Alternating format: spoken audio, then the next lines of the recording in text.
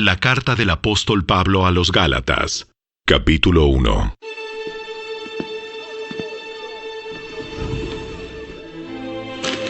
Les escribo, yo, el apóstol Pablo. No fui nombrado apóstol por ningún grupo de personas, ni por ninguna autoridad humana, sino por Jesucristo mismo y por Dios Padre, quien levantó a Jesús de los muertos. Todos los hermanos de este lugar se unen a mí para enviar esta carta que escribo a las iglesias de Galacia. Que Dios Padre y nuestro Señor Jesucristo les concedan gracia y paz. Tal como Dios nuestro Padre lo planeó, Jesús entregó su vida por nuestros pecados para rescatarnos de este mundo de maldad en el que vivimos. A Dios sea toda la gloria, por siempre y para siempre. Amén. Me escandaliza que ustedes estén apartándose tan pronto de Dios, quien los llamó a sí mismo por medio de la amorosa misericordia de Cristo. Están siguiendo un evangelio diferente que aparenta ser la buena noticia, pero no lo es en absoluto. Están siendo engañados por los que a propósito distorsionan la verdad acerca de Cristo. Si alguien, ya sea nosotros o incluso un ángel del cielo, les predica otra buena noticia diferente de la que nosotros les hemos predicado, que le caiga la maldición de Dios. Repito lo que ya hemos dicho. Si alguien predica otra buena noticia distinta de la que ustedes han recibido, que esa persona sea maldita. Queda claro que no es mi intención ganarme el favor de la gente, sino el de Dios. Si mi objetivo fuera agradar a la gente, no sería un siervo de Cristo. Amados hermanos, quiero que entiendan que el mensaje del evangelio que predico no se basa en un simple razonamiento humano. No recibí mi mensaje de ninguna fuente humana ni nadie me lo enseñó. En cambio, lo recibí por revelación directa de Jesucristo. Ustedes saben cómo me comportaba cuando pertenecía a la religión judía y cómo perseguí con violencia a la iglesia de Dios. Hice todo lo posible por destruirla. Yo superaba ampliamente a mis compatriotas judíos en mi celo por las tradiciones de mis antepasados. Pero aún antes de que yo naciera, Dios me eligió y me llamó por su gracia maravillosa. Luego, le agradó revelarme a su Hijo para que yo proclamara a los gentiles la buena noticia acerca de Jesús. Cuando esto sucedió, no me apresuré a consultar con ningún ser humano. Tampoco subí a Jerusalén para pedir consejo de los que eran apóstoles antes que yo. En cambio, me fui a la región de Arabia y después regresé a la ciudad de Damasco. Luego, 3 años más tarde, fui a Jerusalén para conocer a Pedro y me quedé 15 días con él. El único otro apóstol que conocí en esos días fue Santiago, el hermano del Señor. Declaro delante de Dios que no es mentira lo que les escribo. Después de esa visita, me dirigí al norte, a las provincias de Siria y Cilicia, y aún así, las iglesias en Cristo que están en Judea todavía no me conocían personalmente. Todo lo que sabían de mí era lo que la gente decía. El que antes nos perseguía, ahora predica la misma fe que trataba de destruir. Y alababan a Dios por causa de mí.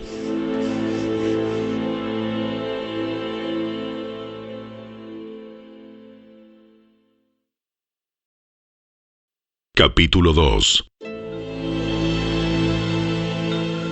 Luego, 14 años más tarde, regresé a Jerusalén, esta vez con Bernabé, y Tito también vino. Fui a Jerusalén porque Dios me reveló que debía hacerlo. Durante mi tiempo allí, me reuní en privado con los que eran reconocidos como los dirigentes de la iglesia y les presenté el mensaje que predico a los gentiles. Quería asegurarme de que estábamos de acuerdo, porque temía que todos mis esfuerzos hubieran sido inútiles y que estaba corriendo la carrera en vano. Sin embargo, ellos me respaldaron y ni siquiera exigieron que mi compañero Tito se circuncidara, a pesar de que era griego.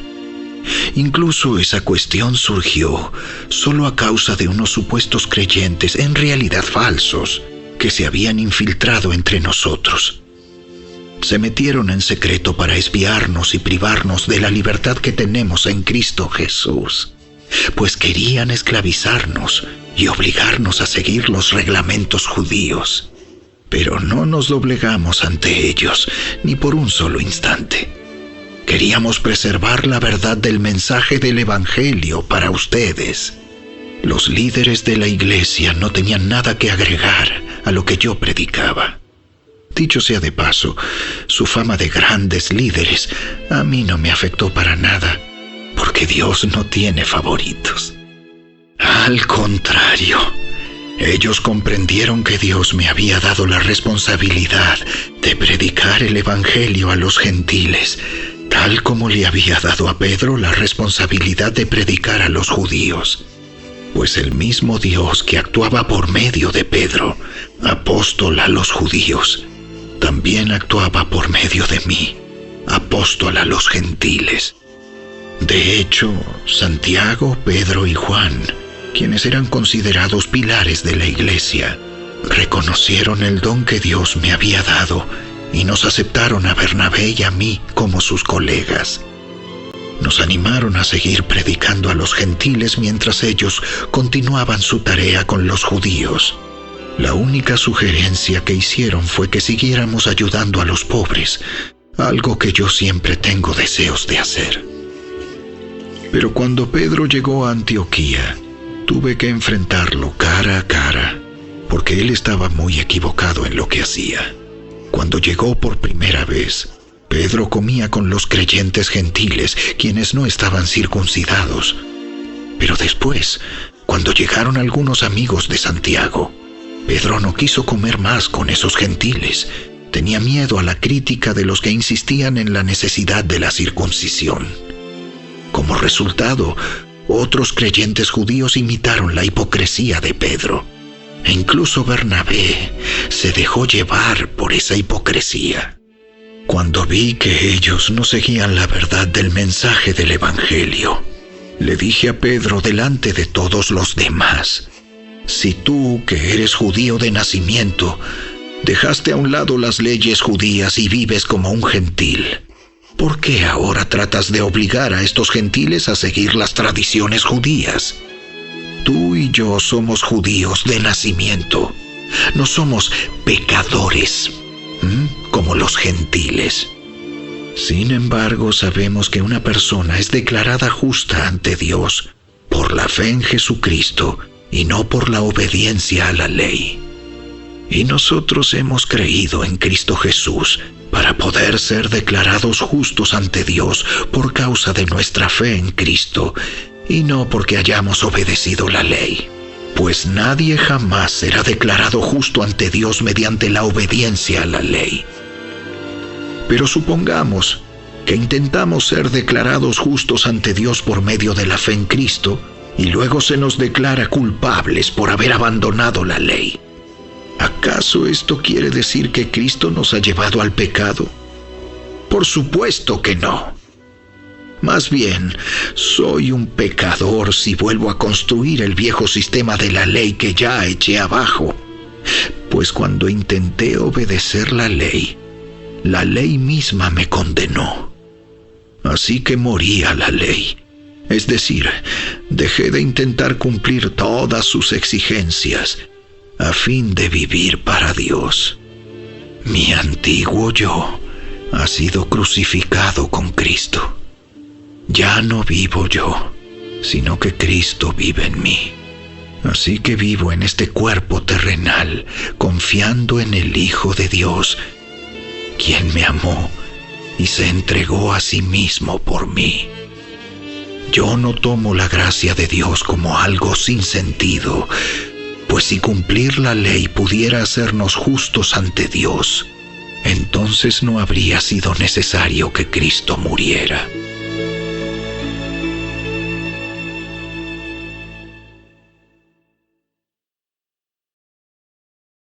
Capítulo 3. ¡Ay, Gálatas tontos! ¿Quién los ha hechizado? Pues el significado de la muerte de Jesucristo se les explicó con tanta claridad, como si lo hubieran visto morir en la cruz. Déjenme hacerles una pregunta. ¿Recibieron al Espíritu Santo por obedecer la ley de Moisés? ¡Claro que no! Recibieron al Espíritu porque creyeron el mensaje que escucharon acerca de Cristo. ¿Será posible que sean tan tontos después de haber comenzado su nueva vida en el Espíritu? ¿Por qué ahora tratan de ser perfectos mediante sus propios esfuerzos? ¿Acaso han pasado por tantas experiencias en vano? No puede ser que no les hayan servido para nada. Vuelvo a preguntarles, ¿acaso Dios les da al Espíritu Santo y hace milagros entre ustedes porque obedecen la ley? Por supuesto que no. Es porque creen el mensaje que oyeron acerca de Cristo. Del mismo modo, Abraham le creyó a Dios y Dios lo consideró justo debido a su fe. Así que los verdaderos hijos de Abraham son los que ponen su fe en Dios. Es más, las Escrituras previeron este tiempo en el que Dios declararía justos a los gentiles por causa de su fe. Dios anunció esa buena noticia a Abraham hace tiempo, cuando le dijo: Todas las naciones serán bendecidas por medio de ti. Así que todos los que ponen su fe en Cristo participan de la misma bendición que recibió Abraham por causa de su fe. Sin embargo, los que dependen de la ley para hacerse justos ante Dios están bajo la maldición de Dios. Porque las Escrituras dicen: maldito es todo el que no cumple ni obedece cada uno de los mandatos que están escritos en el libro de la ley de Dios. Queda claro, entonces, que nadie puede hacerse justo ante Dios por tratar de cumplir la ley, ya que las Escrituras dicen: es por medio de la fe que el justo tiene vida. El camino de la fe es muy diferente del camino de la ley, que dice: es mediante la obediencia a la ley que una persona tiene vida. Pero Cristo nos ha rescatado de la maldición dictada en la ley. Cuando fue colgado en la cruz, cargó sobre sí la maldición de nuestras fechorías. Pues está escrito: maldito todo el que es colgado en un madero. Mediante Cristo Jesús, Dios bendijo a los gentiles con la misma bendición que le prometió a Abraham, a fin de que los creyentes pudiéramos recibir por medio de la fe al Espíritu Santo prometido. Amados hermanos, el siguiente es un ejemplo de la vida diaria. Así como nadie puede anular ni modificar un acuerdo irrevocable, tampoco en este caso. Dios ha dado las promesas a Abraham y a su hijo. Y noten que la Escritura no dice a sus hijos, como si significara muchos descendientes. Más bien dice a su Hijo. Y eso sin duda se refiere a Cristo. Lo que trato de decir es lo siguiente: el acuerdo que Dios hizo con Abraham no podía anularse 430 años más tarde, cuando Dios le dio la ley a Moisés, porque Dios estaría rompiendo su promesa Pues si fuera posible recibir la herencia por cumplir la ley, entonces esa herencia ya no sería el resultado de aceptar la promesa de Dios. Pero Dios, por su gracia, se la concedió a Abraham mediante una promesa. Entonces, ¿para qué se entregó la ley? Fue añadida a la promesa para mostrarle a la gente sus pecados. Pero la intención era que la ley durara solo hasta la llegada del Hijo prometido.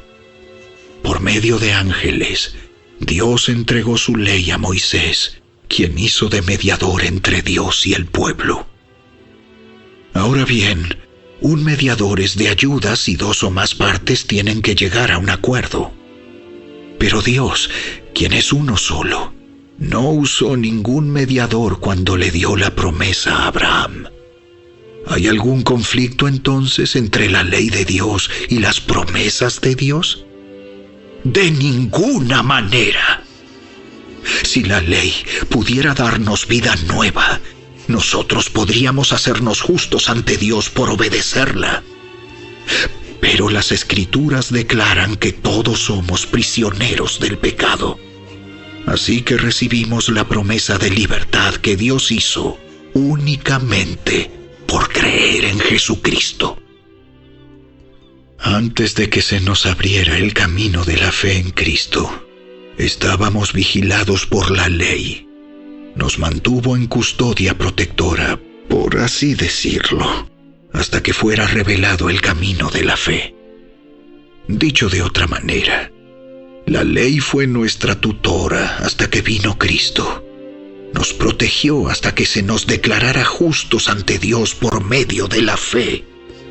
Y ahora que ha llegado el camino de la fe, ya no necesitamos que la ley sea nuestra tutora, pues todos ustedes son hijos de Dios por la fe en Cristo Jesús, y todos los que fueron unidos a Cristo en el bautismo se han puesto a Cristo como si se pusieran ropa nueva.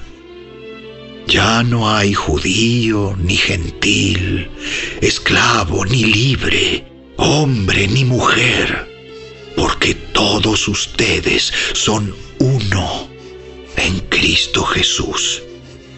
Y ahora que pertenecen a Cristo, son verdaderos hijos de Abraham, son sus herederos, y la promesa de Dios a Abraham les pertenece a ustedes.